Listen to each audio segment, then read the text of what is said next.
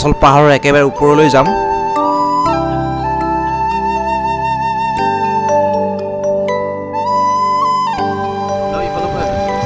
অলপ গৈ তলৰ ভিউটো দেখি ৰখি গলো আৰু নামি ফটো তুলিলো অলপ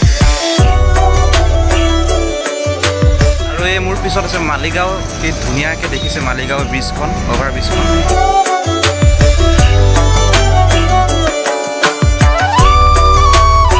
আৰু একদম ওপৰলৈ উঠি আহিলো নীলাচল পাহাৰৰ একদম ওপৰলৈ য'ত আছে ভুৱনেশ্বৰী মন্দিৰ আৰু ভুৱনেশ্বৰী মন্দিৰত আমি এতিয়া যাম আৰু মন্দিৰটোৰ সন্মুখ ভাগতে এডাল গছ দেখিবলৈ পোৱা যায় আহক ভিতৰলৈ আমি সোমাই যাওঁ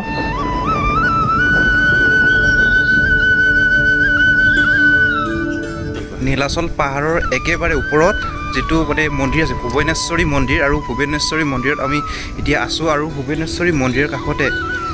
যে এটা ভিউ পইণ্ট আছে চাব দেখুৱাই আছো সমগ্ৰ গুৱাহাটীখন কেনেকুৱা দেখা পায় মোৰ পিছত থকা এই সাইডটো হৈছে নৰ্থ গুৱাহাটী সাইড আৰু পিছফালে আইটি আৰু ইফালে গুৱাহাটী যেহেতু অক্টোবৰ মাহ আৰু অলপ অলপ কলি পৰিছে যেটো ৰাতিপুৱা আহিছো আমি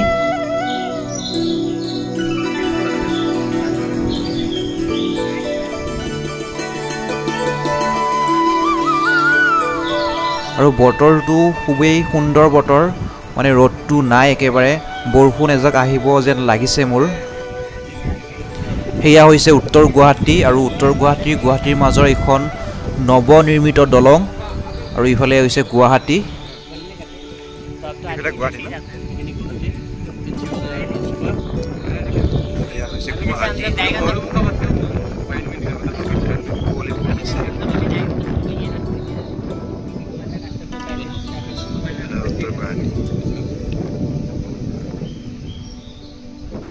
আৰু যেইটো সৰুকৈ জুপুহাৰ দৰে দেখিছে এইটো হৈছে উমানন্দ মন্দিৰ ভস্মাচল পাহাৰ এইটো যেটো এডিআৰিত এক্সামত আহিছিল ভস্মাচল পাহাৰ উমানন্দ মন্দিৰ কোনখন পাহাৰত অৱস্থিত এইখন পাহাৰতে অৱস্থিত উমানন্দ মন্দিৰ ভস্মাচল পাহাৰ বুলি কয় এইখন আৰু ৰোপৱে গৈছে তাৰ ওপৰেৰে উত্তৰ গুৱাহাটীলৈ আৰু এয়া হৈছে উত্তৰ গুৱাহাটী এইখন ব্ৰহ্মপুত্ৰ